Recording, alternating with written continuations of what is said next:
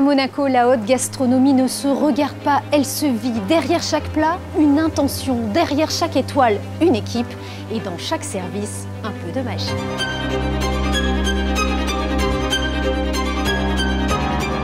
En principauté, la gastronomie est une véritable discipline. Chaque plat raconte une histoire. Entre ciel et mer, l'excellence s'écrit à feu doux. Arrose-moi ton poulet, s'il te plaît. Ils viennent du monde entier pour cuisiner dans ce petit territoire aux grandes ambitions.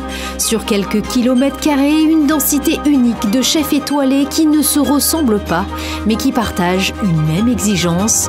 Ils héritent parfois d'un nom, souvent d'un lieu, mais jamais d'un style imposé. À partir du moment où ça fait un laps de temps qu'on travaille pour le chef, on est formé dans ses cuisines, donc on prend son ADN, sa façon de voir les choses, de travailler les produits. Ensuite, on voyage dans différentes maisons du chef et puis, hop, il nous donne notre chance. Et là, voilà, il nous donne la ligne conductrice pour trouver, nous, notre identité culinaire et notre approche de la cuisine et notre vision, amener notre vision un peu de la cuisine, en gardant en tête voilà, cette philosophie et cet ADN. Et on me demande à des fois exactement de faire un peu des hors-cartes selon les recettes, l'humeur, la saisonnalité, oui. Voilà, la base de toutes nos recettes, ça commence dans les sauces. Et c'est avec ça, ensuite, qu'on vient sublimiser les produits. Moi, ma touche personnelle, c'est tout ce qui est sauce, condiments, voilà, pour mettre vraiment de la vivacité dans les assiettes, mettre de la couleur, que ce soit vraiment des assiettes très colorées, très délicates, pour qu'on puisse vraiment se régaler des yeux. Une grande table ne se résume pas à l'assiette. Elle s'appuie sur un décor, une atmosphère, une mémoire. L'emplacement, l'accueil, l'histoire, autant de fondations qui façonnent l'expérience. Chaque adresse unique laisse une véritable empreinte. Quand je suis arrivé dans cet hôtel, c'était une belle endormie. Et l'idée, c'était de repositionner tout d'abord, pour la clientèle locale et régionale, notre offre restauration. Donc la première pierre, ça a été le pavillon avec Yannick Aleno. Quand la demande a été formulée de créer un restaurant japonais d'exception dans le resort, je me suis tourné vers Yannick Aleno à nouveau, qui a un restaurant à Paris qui s'appelle l'Abysse. On leur a offert la destination Monaco en les installant à l'Ermitage. Donc c'est un échange, un accompagnement de tous les jours et j'ai presque envie de dire que c'est un apprentissage. Elsa, c'est l'ADN de notre hôtel. Quand on regarde finalement le Elsa, dans nos métiers, on regarde souvent les choses sous trois angles. L'esthétisme, le professionnalisme et puis le côté émotionnel. L'esthétisme, vous le voyez autour de nous. Elsa est située à l'entrée de notre presqu'île, la Vigie, face à la mer. Et donc, d'où le concept jardin marin mené par Marcel Ravin. Le professionnalisme, on a toutes nos équipes au service d'Elsa et au service du chef. Et puis l'émotionnel, écoutez, je crois que c'est un environnement général et une équipe en particulier au service de cette émotion client que Marcel traduit à travers notamment son expérience culinaire.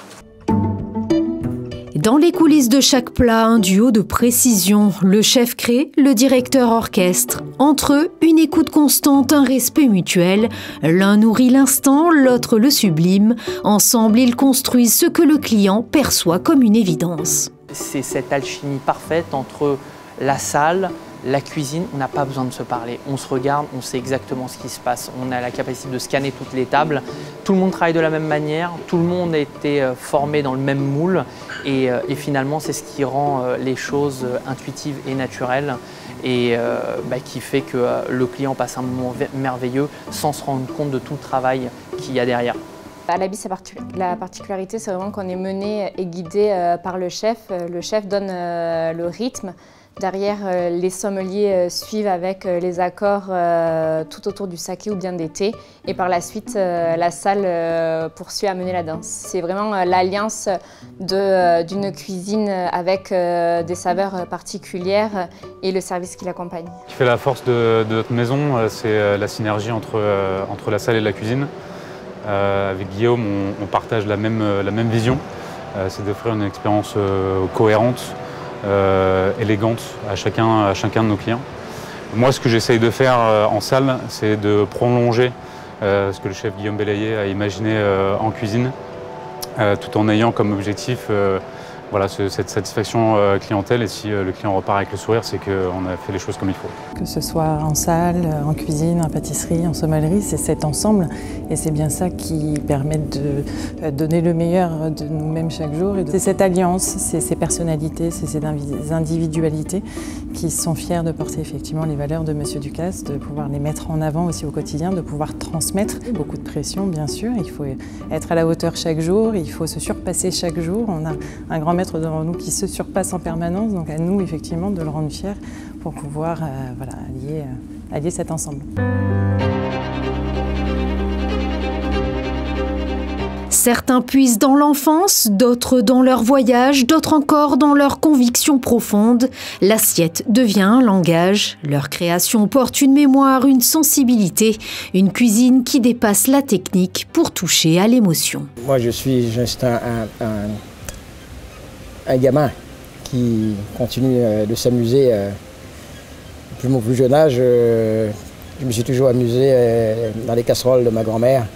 Et je ne sais pas si c'est lié à ça, mais en tout cas, ce parcours est lié à des souvenirs. J'ai compris lorsque nos clients, j'aime dire parfois mes clients, mais nos clients, en venant ici, ils disaient mais il y a quelque chose de différent dans votre cuisine qui nous plaît.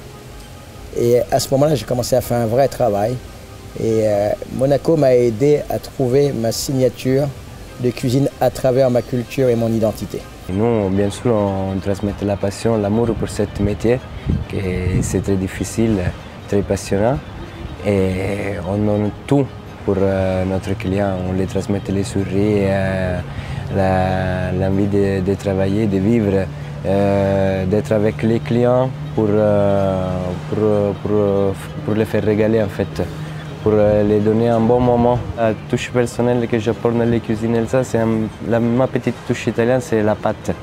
Donc moi j'aime beaucoup faire des pâtes. On met aussi des pâtes à côté des viandes, on fait des garnitures avec les pâtes, bien sûr.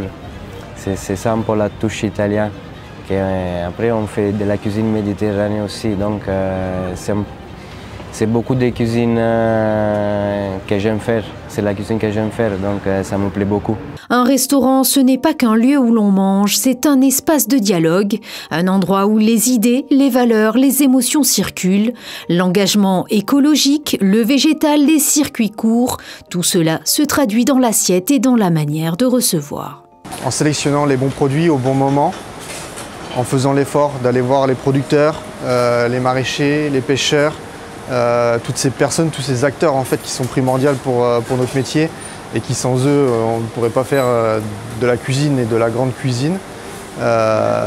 Donc voilà, utiliser les bons produits, l'entièreté des produits, respecter les saisonnalités, avoir cet engagement dans l'assiette tout en gardant une part de gourmandise et de plaisir. Et voilà, c'est ce qui va après donner du plaisir en salle aux clients dans la continuité de ce plat.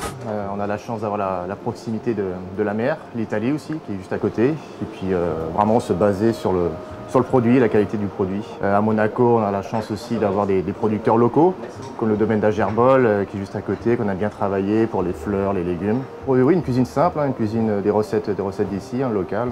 Vraiment basée, comme je viens de vous dire, sur le produit. On a avec la mer, la proximité, on a les belles crevettes de San Remo, voilà, les fleurs de courgettes en ce moment, les amandes fraîches.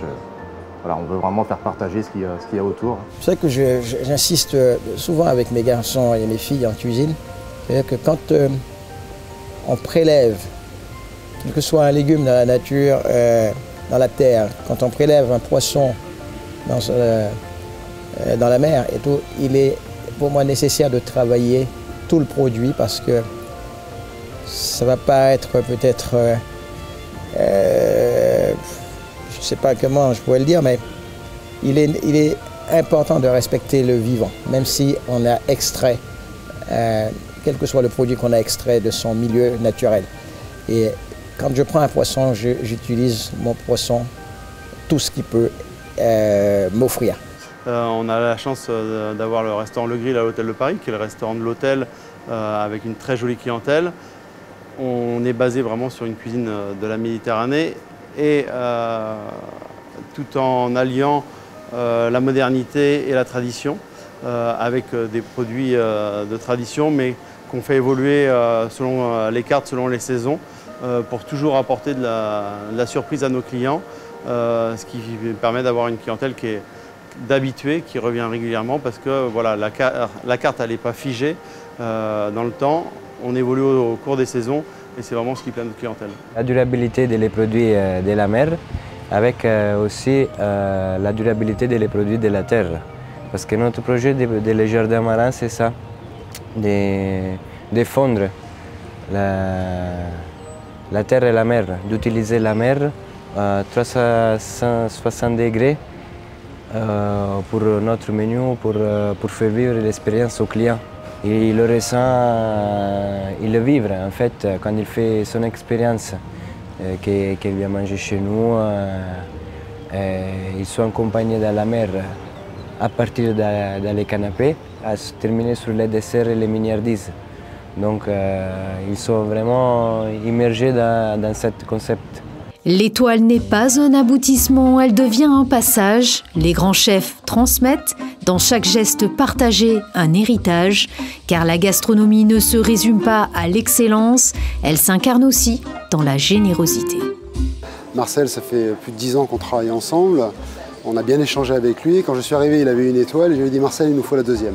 Tout va dans le détail, les salières, les poivrières, l'assiette d'attente, les couverts, les verres, l'atmosphère des tables, l'atmosphère du lieu. On a rénové le B là-dessus pour créer aussi cette histoire. D'accord, c'est pas simplement un restaurant avec des tables et des chaises.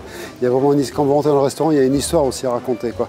Donc c'est vraiment une expérience. Donc c'est donner ces moyens, donner les moyens aux collaborateurs de pouvoir réussir et d'aller vers le succès, ce que Marcel a réussi à faire avec force et honneur.